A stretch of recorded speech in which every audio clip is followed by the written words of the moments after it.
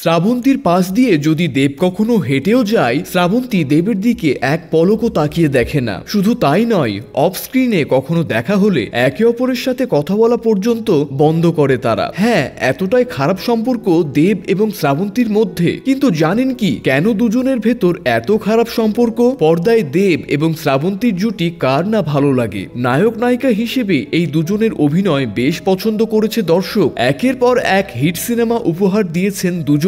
একে অপরের co artist হিসেবে খুব স্বাভাবিকভাবে তাদের দুজনের সম্পর্ক হওয়া উচিত ছিল খুব মিষ্টি মধুর এবং বন্ধুত্বপূর্ণ। কিন্তু জানলে অবাক হবেন, অভিনেতা দেব এবং অভিনেত্রী শ্রাবন্তী চট্টোপাধ্যায়ের মধ্যে রয়েছে দা কুমড়ো সম্পর্ক।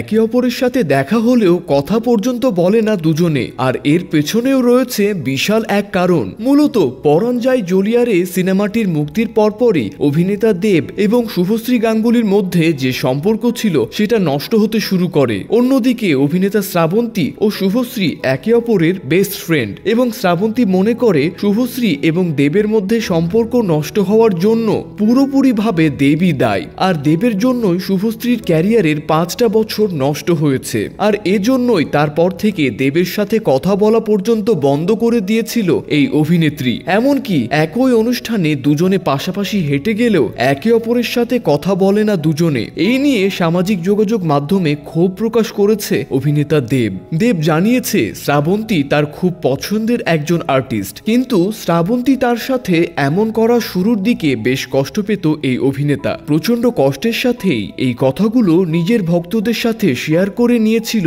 অভিনেতা দেব। তবে দেবের সাথে এমনটা করায় অনেক ভক্তরাই শ্রাবন্তীকে অহংকারী বলে থাকে। অনেকদিন পর আবারও জুটি বেঁধে পর্দায় ফিরছেন দেব ও শ্রাবন্তী। প্রায় 6 বছর একসঙ্গে দেখা নেই তাদের। অবশেষে সেই বিরতি কাটতে যাচ্ছে। দেব ও শ্রাবন্তীর নতুন সিনেমার নাম খেলাঘর। তাদের সঙ্গে আরো রয়েছে পাওলি দাম। এটির পরিচালক লীনা গঙ্গোপাধ্যায় এবং শৈবাল বন্দ্যোপাধ্যায়। আধুনিক সমাজে নারী পুরুষের সম্পর্কের টানাপোড়েনের গল্প উঠে আসবে এই খেলাঘরে। সিনেমাটি প্রসঙ্গে নির্মাতা লীনা বলেন, সম্পর্কের গল্প বলতে আমি সব সময় ভালোবাসি। স্বামী স্ত্রীর মধ্যে গল্পের অনেক অধ্যায় থাকে যা কখনো পুরনো হয় না। সিনেমায় নিজের চরিত্র প্রসঙ্গে দেব বলেন, ক্যারিয়ারে প্রথম এমন কোন চরিত্রে কাজ করছি। লীনাদি ও শৈবালদা চরিত্রগুলো এমন ভাবে সাজান যে অভিনয়ের অনেকটা সুযোগ থাকে। অন্যদিকে শ্রাবন্তী এই সিনেমায় অভিনয় প্রসঙ্গে বলেন, বাচ্চার মায়ের চরিত্রে আমি এই সিনেমায় রয়েছি।